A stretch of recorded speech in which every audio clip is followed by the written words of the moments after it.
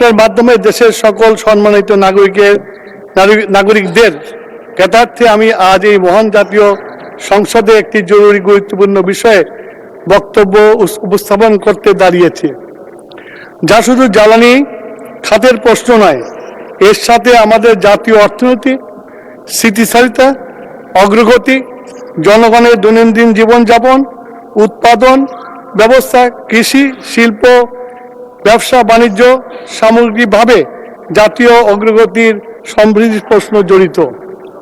বৈশ্বিক অস্থিতিশীল পরিস্থিতির মধ্যে বাংলাদেশের গ্যাস ও জ্বালানি তেলের মজুদ ও সরবরাহের অগ্রিম প্রস্তুতি এবং পরিকল্পনার বিষয়টি দেশবাসীর সামনে উপস্থাপন করা জরুরি মনে করেছি।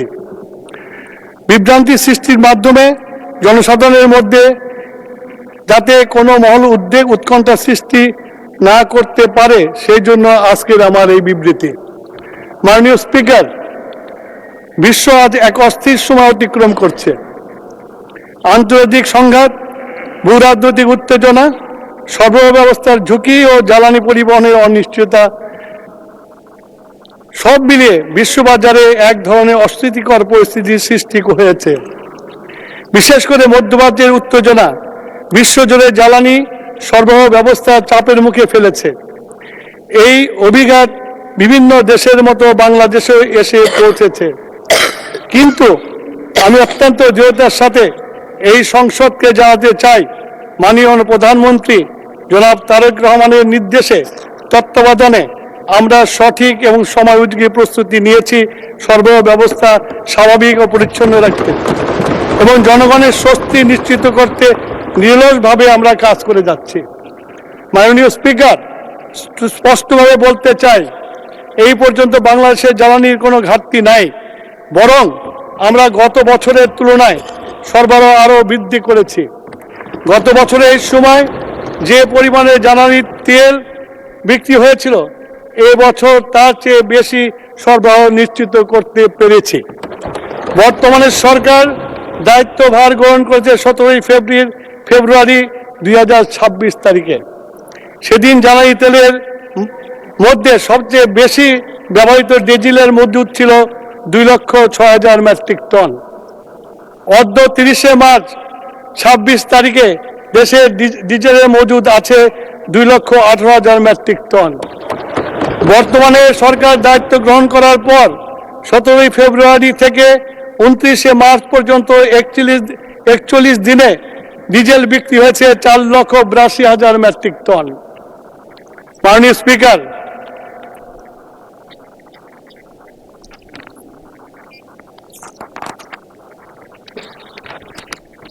এই বিপুল সরবরাহের পরেও মজুদ বৃদ্ধি পাওয়ার প্রমাণ করে যে সরকার আগাম প্রস্তুতি, ধারাবাহিক আমদানি ও কার্যকর ব্যবস্থাপনার মাধ্যমে সরবরাহ ব্যবস্থাকে দৃঢ়ভাবে অব্যাহত রেখেছে।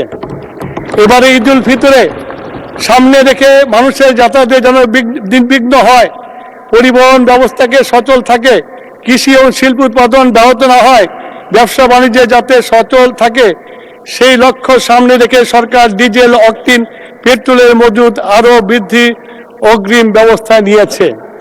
মাননীয় স্পিকার, আমরা 25 সালের মার্চ মাসের চাহিদার ভিত্তি ধরে 26 সালের মার্চ মাসের জ্বালানি তেলের ক্ষেত্রে 10 থেকে 25% পর্যন্ত অতিরিক্ত সরবরাহ ব্যবস্থা করেছি।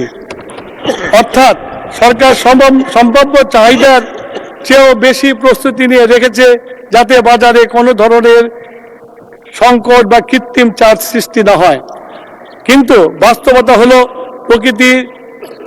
প্রকৃত চাহিদা সেই অনুপাতে বাড়ে নেই।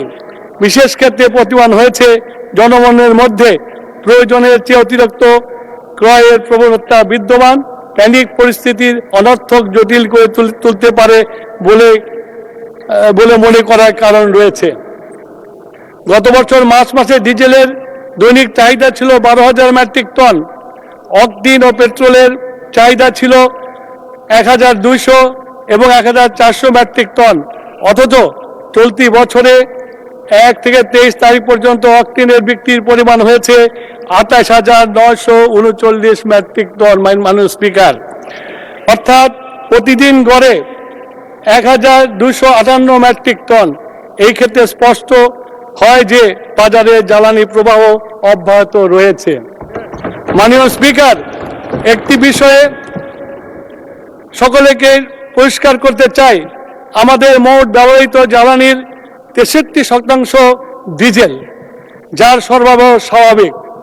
অর্থাৎ মোট ব্যবহৃত জ্বালানির 6.8% হলো অকটেন আর 6.77% পেট্রোলের জন্য ফিলিং স্টেশনের দীর্ঘ লাইন জ্বালানির ব্যবস্থাপনার সঠিক চিত্র প্রতিফলন করে না।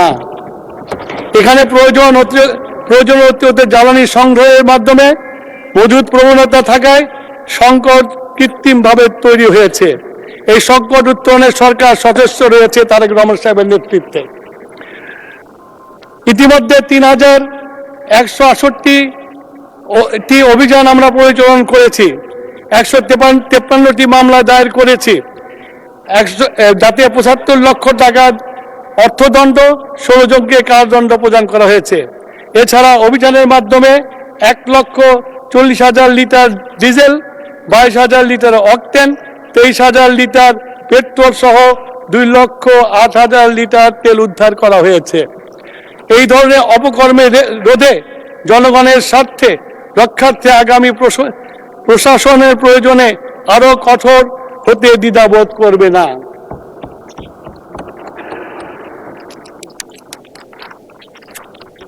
মাননীয় স্পিকার, সরকার ডিজেলের পাশাপাশি অকটেনের সরবরাহ স্বাভাবিক রাখার জন্য ইতিমধ্যে স্বাক্ষরিত চুক্তি অনুযায়ী এপ্রিলে মাসে 50,000 মেট্রিক টন অকটেন আমদানির উদ্যোগ গ্রহণ করেছে। এছাড়া দেশীয় উৎস থেকে 30,000 মেট্রিক টন পাওয়া যাবে। অর্থাৎ মাসে অকটেনের যে চাহিদা 35,000 মেট্রিক টন হলেও সরকারের মজুদের ব্যবস্থা গ্রহণ করেছে, তাতে আরো 2 মাসের চাহিদা পূরণ হবে। মাঠ পর্যায়ে বিভিন্ন ফিলিং স্টেশনে পরিদর্শন করে প্রাপ্ত তথ্যে দেখা যায় মার্চ 2026-এ অকটেনের সরবরাহ চাহিদার তুলনায় কম নয়, বরং মার্চ 25 বা জানুয়ারি 26-এর তুলনায় সরবরাহ অনেক বেশি।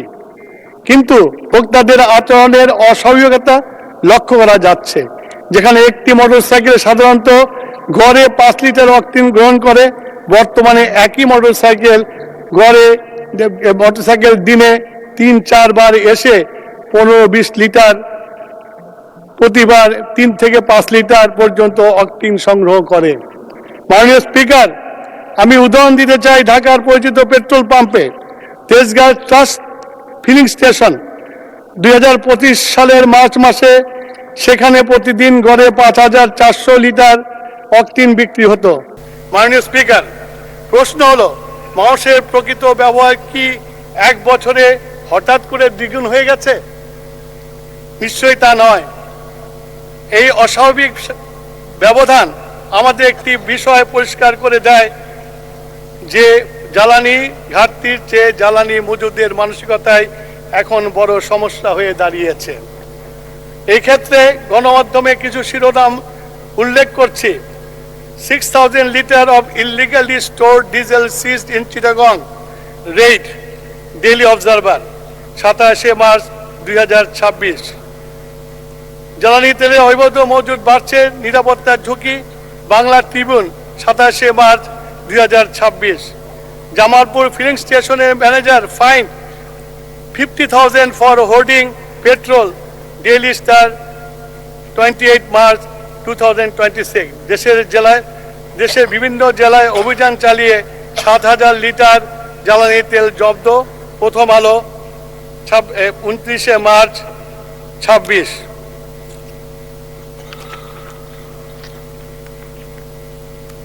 ময়মনসিংহে মাটির নিচে মজুদ 24,000 লিটার জ্বালানি তেল জব্দ, দৈনিক ইফতেখার, 29 মার্চ 26।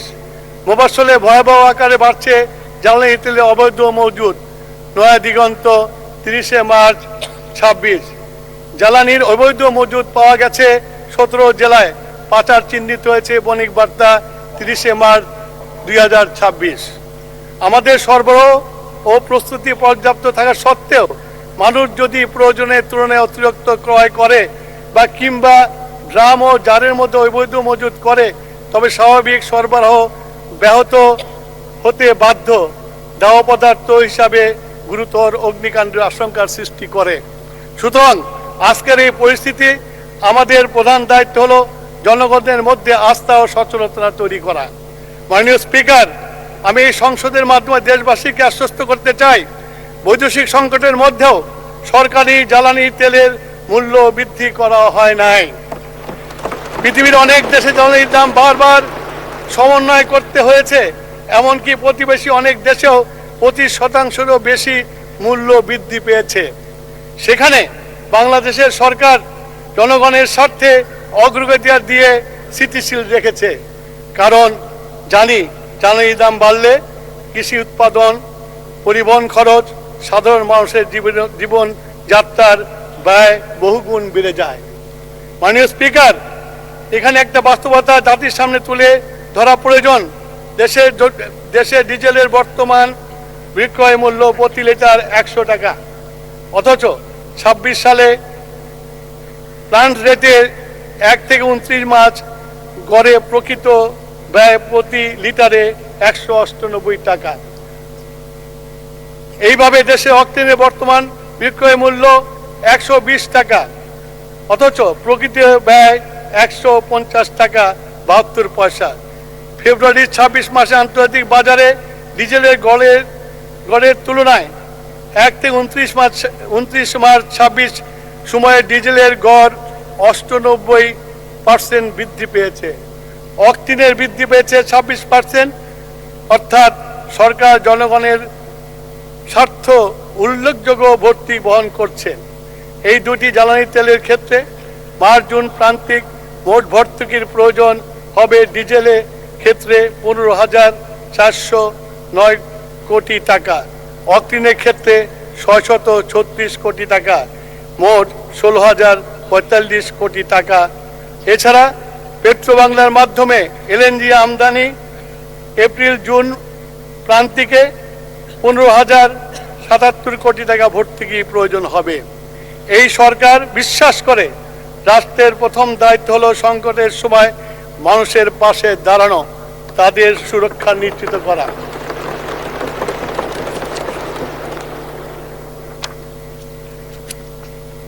মাননীয় স্পিকার, আজ বিশ্বে বহু দেশ জ্বালানি সংকটে জরুরি পরিস্থিতি ঘোষণা করেছে, শিক্ষা প্রতিষ্ঠান, কলকারখানা পর্যন্ত সীমিত করেছে। কিন্তু বাংলাদেশে আমরা সর্বোচ্চ চেষ্টা করছি জীবনযাত্রা সচল রাখতে। আমাদের পরিবহন, শিক্ষা কার্যক্রম, শিল্প কারখানা, ব্যবসা বাণিজ্য ও কৃষি উৎপাদন নির্বিচ্ছিন্নভাবে চলছে। আমরা এই গতি বজায় রাখতে চাই। আমরা এই জন্যই জনগণের সহযোগিতা জনগণের সহযোগিতা অত্যন্ত জরুরি। জনগণের ভোটে নির্বাচিত বর্তমান গণতান্ত্রিক সরকার মনে করে সবার সম্মিলিত প্রয়াসের মাধ্যমেই সেই লক্ষ্য অর্জন করা সম্ভব হবে ইনশাল্লাহ। আজকের এই সময়ে আমাদের সকলের উচিত প্রয়োজনের অতিরিক্ত জ্বালানি ক্রয় না করা, মজুদ প্রবৃত্তি রোধ করা, জ্বালানি ও বিদ্যুতের অপচয় রোধ করা, অবৈধ সংযোগ, অবৈধ মজুদ বন্ধের সোচ্চার হওয়া, জাতীয় স্বার্থ থেকে ব্যক্তিগত স্বার্থের ঊর্ধ্বে স্থান দেওয়া। মাননীয় স্পিকার, আমরা সবাই মিলে যদি সাশ্রয়ী ও সচেতন হই, তবে এই পরিস্থিতি মোকাবেলা করা অনেক সহজ হবে। অপ্রয়োজনীয় আলোকসজ্জা পরিহার করা, বাণিজ্যিক প্রতিষ্ঠানে সুনির্দিষ্ট সময়ের পর বিদ্যুৎ ব্যবহারের সংযত এখন সময় এসেছে। আজ দেশে আমাদের কাছে শৃঙ্খলা, আস্থা ও দায়িত্বশীলতা আশা করে। মাননীয় স্পিকার, আমরা সম্প্রতি লক্ষ্য করছি সীমান্তে 2 জেলায় কিছু সংখ্যক অসৎ ব্যবসায়ী ও কিছু কুচক্রী মহল জ্বালানি তেল পাচারে জড়িত রয়েছে।